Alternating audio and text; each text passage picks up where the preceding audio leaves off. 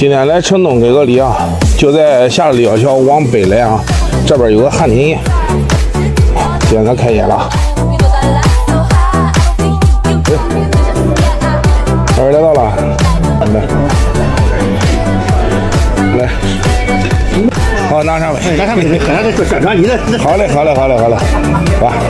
咱这是名厨两道啊，这菜看着十分的美。这边鱼缸，这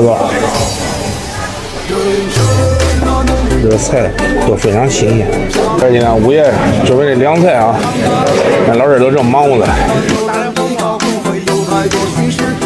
咱看后边，这边有个大院啊，这个大院你看这边挂来好吃的都是，然后这边全部是包间，他们家有9个包间，然后这边是大厅，这拉开棚能摆10几桌，平常摆个婚礼啥的都是可以的。这个整体环境是不错的，都是新鲜。这个是个大包，能坐10-20个人啊，然后还有各种小包，非常的可以。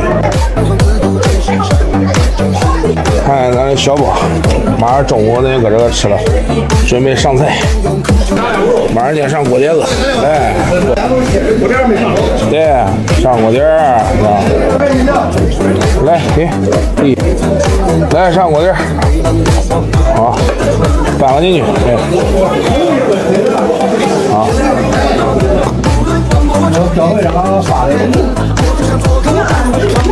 看这个，完没做好，我来。哎，我这边给2盆油。好，餐具马上就服务员。好，来上酒了。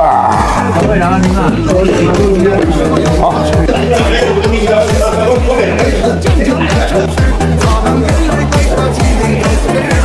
来了，上菜，快。好嘞，猴子来了，快！这叫腐竹烧牛腩。烧牛腩漂亮，来，腐竹烧牛腩漂亮。哎，甜粽子，好嘞。哎，甜粽子来了，摆就这个菜摆。好。哎，清蒸大虾，香的很呀！这个这落的，兄弟们看这一桌是给10味儿，他家特色这是红烧小鸡儿，这是他家的鱼腰羊啊，这个鱼里边搁了一羊肉啊，这个烧牛腩也不错。最重要的，咱大溪都有这个肘子，他家肘子是虎皮肘子，这是五香肘子，更10味儿。这是一名的甜粽子啊。